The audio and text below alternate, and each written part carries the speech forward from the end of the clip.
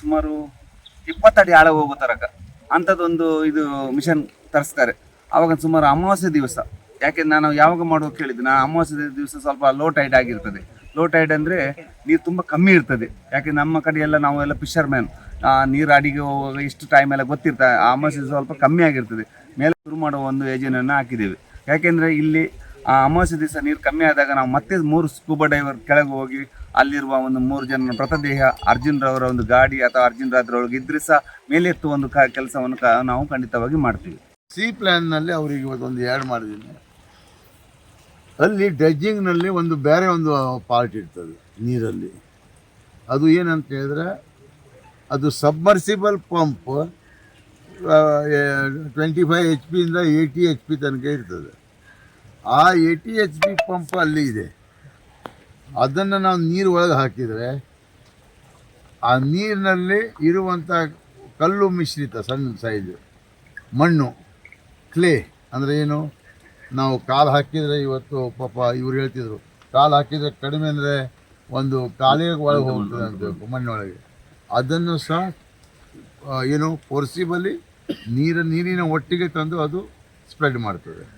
ಹಾಗೆ ಮಾಡಿ ಅದನ್ನು ಕ್ಲಿಯರ್ ಮಾಡಿಕೊಟ್ರೆ ಅಮಾವಾಸ್ಯೆ ದಿವಸ 4 ಮತ್ತು 5ನೇ ತಾರೀಕಿಗೆ ಭಾಳಷ್ಟು ನೀರು ಕಡಿಮೆ ಲೆವೆಲ್ ಬರ್ತದೆ.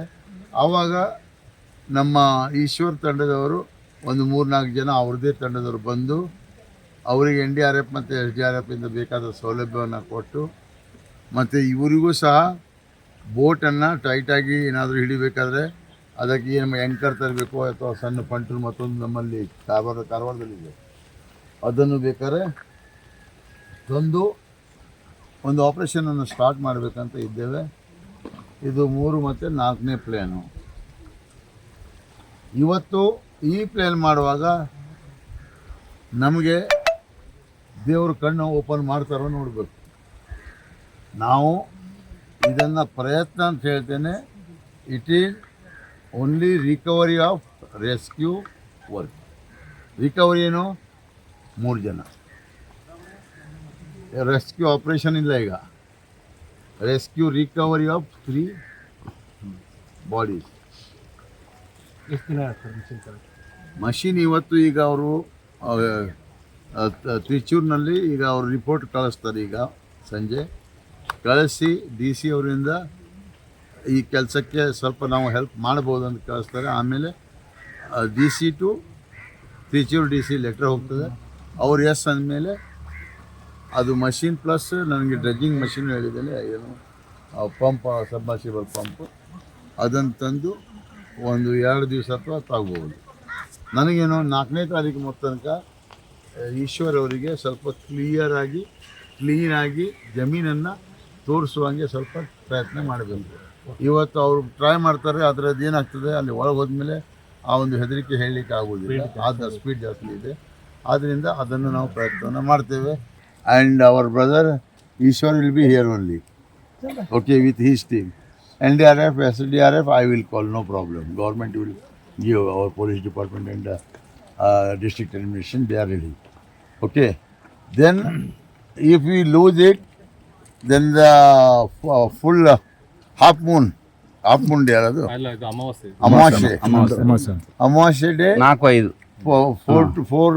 4th and 5th, ಫುಲ್ ಕಮ್ಮಿ, there will be 0 water like minimum level.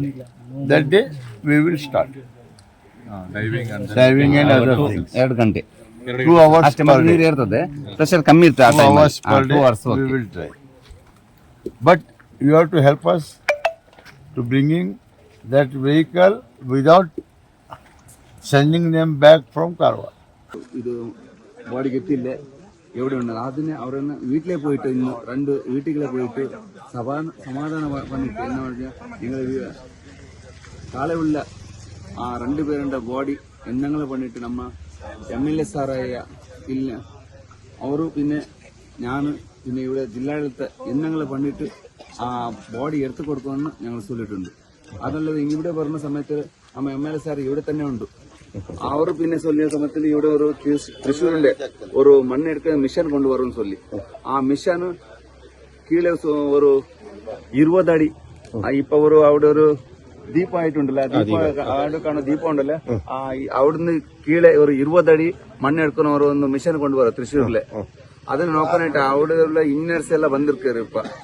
ആ സമയത്തിൽ നാനും പാത്തെ അത് നല്ല ഐഡിയ എന്ന് പറഞ്ഞാൽ ആ മണ്ണിലെ അടിയിലെ വണ്ടി ഇരിക്കും. നമ്മ കേരളത്തെ ഒരാള് എന്ന എന്റെ ഒരു ചേട്ടമായ അർജുൻ കീഴെ ഇരിക്കും. ആ വണ്ടി എടുത്തിട്ട് കണ്ടിപ്പായും കിട്ടുമെന്ന് എനിക്കൊരു ആശാഭാവനയുണ്ട്. എന്ന് പറഞ്ഞാൽ ആ അർജുനിലെ വീട്ടിലെ 13-14 ദിവസമായി വീട്ടിലെ പൊണ്ടട്ടി ബാലെ ಅವ್ರ ಅಮ್ಮ ಎಲ್ರು ಕರೆಯನುಂಟು വീട്ടിലെ ചോറ് ആക്കില്ല. ആ മാതിരി இருக்குது. അവർക്ക് ആ ദേവര് എന്നെ പറഞ്ഞ അവർക്ക് ഒരു ശക്തി കൊടുക്കട്ടു. ഒരു ദുഃഖത്തിൽ സൈസും എനിക്ക് ಹೆಚ್ಚಿ ಮಳೆಯಲ್ಲಿ അറിയില്ല. നിങ്ങൾ എല്ലാവരും കേളക്കാർ എനിക്ക് എന്നെ തെറ്റി വന്നെങ്കിൽ ഞാൻ സംസാരിച്ചത് ക്ഷമിക്കുന്നു. എന്ന് പറഞ്ഞാൽ അവന്റെ ബോഡി കീഴെ ഉണ്ടെങ്കിൽ കണ്ടിപ്പായി ഞാൻ എടുത്തു കൊടുക്കുന്നത് നിങ്ങൾക്ക് എല്ലാവർക്കും ഞാൻ சொல்லுന്നുണ്ട്. ഇപ്പൊ ഇപ്പോഴത്തെ ഒരു പ്ലാൻ എന്ന് പറഞ്ഞാൽ ആ മിഷൻ കൊണ്ടതിന് ശേഷം എന്താണ് ഉദ്ദേശിക്കുന്നത്? റോപ്പ് കിട്ടി എന്തോ പറയുന്നത് കേട്ടായിരുന്നു. അവർ പറഞ്ഞ എങ്ങനെ കീഴെ ഒരു ആൽമരം ഉണ്ട്, 5-6 ആൽമരം ഉണ്ട്. പിന്നെ അതേ ആൽമരത്തിൽ ഒരു കയറിലെങ്കിൽ കമ്മിന്റെ കട്ടിട്ട് ആ 3-4 മരം ഉണ്ടല്ലേ, ആ മരം എടുത്തിട്ട് പിന്നെ കീഴെ എന്തെങ്കിലും ഉണ്ടെങ്കിൽ അത് കാണും. അപ്പൊ ഗാഡി ഉണ്ടെങ്കിൽ കാണും അർജുന്റെ. അതിങ്ങനെ എടുത്തിട്ട് മേലാക്കിയിട്ട് പിന്നെ നോക്കാം. ഈ ഡൈവ് ചെയ്ത സമയത്ത് ഏകദേശം എത്ര അടി താഴ്ച വരെ അന്ന് റോപ്പ് കട്ടായല്ലോ, എന്താണ് അന്നത്തെ ഒരു അതെന്ന് പറഞ്ഞാൽ അവിടെ ഇപ്പൊ വെള്ളം ഒരുപാട് സ്പീഡിലുണ്ടല്ലേ, ഇപ്പൊ കറണ്ട് വെളിയുണ്ട്. അപ്പൊ ആ സമയത്ത് നമുക്ക് മുങ്ങാനായില്ല. ഈ അമാസ ടൈമിൽ ഇവിടെ ലോ ടൈഡ് ഉണ്ട്. ആ സമയത്തിൽ വെള്ളം കുറച്ച് കമ്മിയാവും. ആ സമയത്തിൽ 2-3 ഡയർ വന്ന് ഞങ്ങള് പിന്നെ കീഴെ ഇറങ്ങും. കീഴെ ഇറങ്ങിയിട്ട് 3 മണി ഒരു കീഴെ തേടിയിട്ട് അർജുന്റെ വണ്ടികൾ ഉള്ളെങ്കിൽ അവനെ എടുത്തിട്ട് പിന്നെ ഈ ലോക്കൽ 2 പേര് ലോകേഷ് പിന്നെ ജഗന്നാഥ് അവരുടെ ബോഡി തേടുന്ന ഒരു കാര്യം ചെയ്യും. Okay, thank you.